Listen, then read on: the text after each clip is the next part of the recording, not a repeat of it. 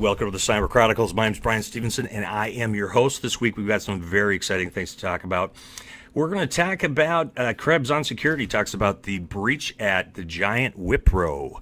Kind of surprised there. We're going to talk about an article at Harvard Business Review that got a lot of shares about don't acquire a company until you evaluate its data security. We're going to talk about Microsoft, a breach affecting webmail users. We're going to talk about the Mueller Report that indicates Obama told his team to stand down in the face of Russian hackers.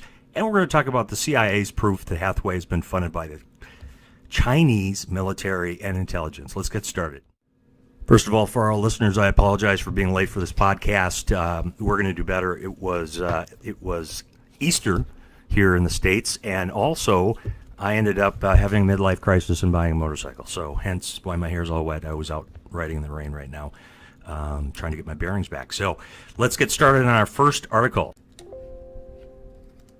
Okay, our first article is from Brian Krebs. If you don't look at his website every day, you should. He's got such great content. This time he's talking about the IT outsourcing giant Wipro. A lot of people talked about it after Brian talked about it, but the Indian information technology outsourcing and consulting firm Wipro, a lot of companies in the States use these guys, actually across the world, is investigating reports that its own IT system had been hacked and is being used to launch attacks against some of the company's customers. Multiple sources tell Krebs on Security.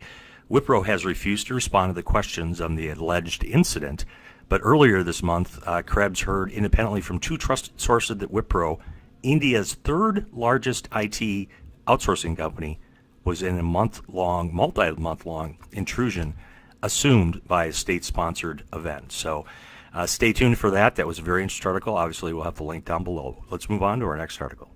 Okay, our next article. What is it here? Okay, Harvard Business Review. I'm sure everybody reads that every day. I do not, but they have some great content. Don't acquire a company until you evaluate its data security. Well, that seems like a pretty obvious thing, but when Marriott International acquired Starwood, they start the article, for $13.6 billion. I can write you a check for that. Just don't cash it. Nearly the company was aware of the cyber attack on Starwood's reservation system that dated back to 2014. Oops, we forgot to tell you about that. So a perfect example of what they're calling a data lemon concept from economist, some guy named George. You can read about it. Purchasing a company with lemons. And Marriott's not the only company that's had this problem. They also talked about Verizon discounted its original purchase of B with a billion, for Yahoo by $350 million. It lost $350 million valuation after it learned that it's been breached. And Abbott Labs also had the same thing in Minnesota, actually, where I reside, learning of a hack of 500,000 of St. Jude's pacemakers a year earlier. So buyer beware. Make sure you do your due diligence, and let's move on to the next article. Okay, our next article we have from WeLiveSecurity.com. These guys also have great articles each week. Microsoft, a breach is affecting webmail users. Acknowledged the breach for almost 3 months, gave hackers information related to an unknown number of email accounts to the tech giant's webmail system, including Outlook.com, Hotmail, and MSN. And in some cases, the email contents and attachments were also exposed. Microsoft sent out a notification. Guess when? If you've been listening to our podcast for a long time, you know when to put these announcements out. Late Friday.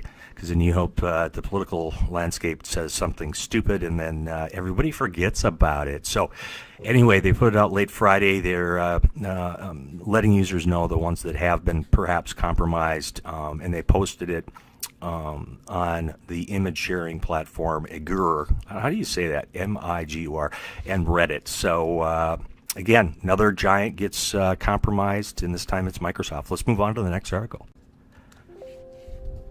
Okay, our next article is from illicit.info.com. I was kind of reluctant to put this one in here, but it got so many shares that, and it's going to be a polarizing concept, but I'm going to put it anyway. Mueller Report, Obama's NSA director was told the U.S. cybersecurity team, thank you, to stand down in the face of Russian hackers. This is a report from CNN. The partisan warfare over the Mueller Report will rage, but one thing that cannot be denied: former President Barack Obama looks just plain bad. On his watch, Russians meddled with our democracy while his administration did nothing to do about it. The Mueller Report flatly states Russia began interfering with American democracy in 2014. Over the next couple of years, the effort blossomed into a robust attempt to interfere with our 2016 election, but the Obama administration knew this was going on and yet did nothing. Susan Rice told her staff to stand down and knock it off as they drew up plans to strike back.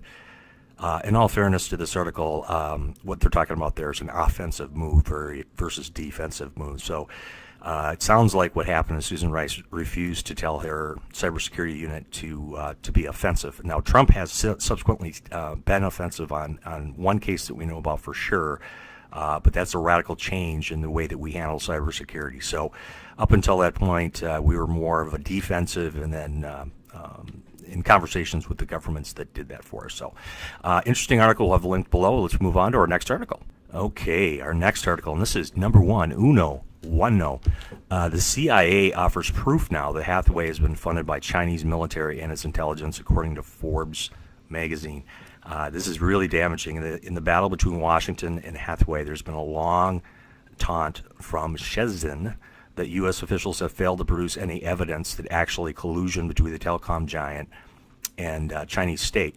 But now that seems to have changed. The Times reported such evidence exists, and it is not openly published.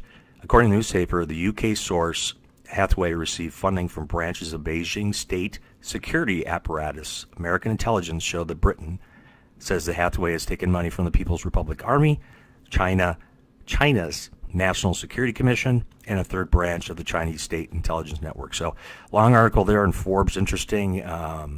I think that the company's going to really struggle to do well, obviously, in free countries, since it looks like they were funded by the Chinese. But again, no surprise. Buyer beware if you're buying security products, telecom products, anything from a country that's also participating in security breaches. So that's it for this week. And again, I apologize for being a little bit late. We'll do better, I promise. What's the Boy Scout promise? I forgot. Something like that. And as always, please subscribe if you have not done so before. Subscribe. Our subscribers we're adding about 6 to 10 a day, which is just, I'm flattered by all the people that are joining our podcast, and continues to grow. So thank you so much. And as always, take care and be safe.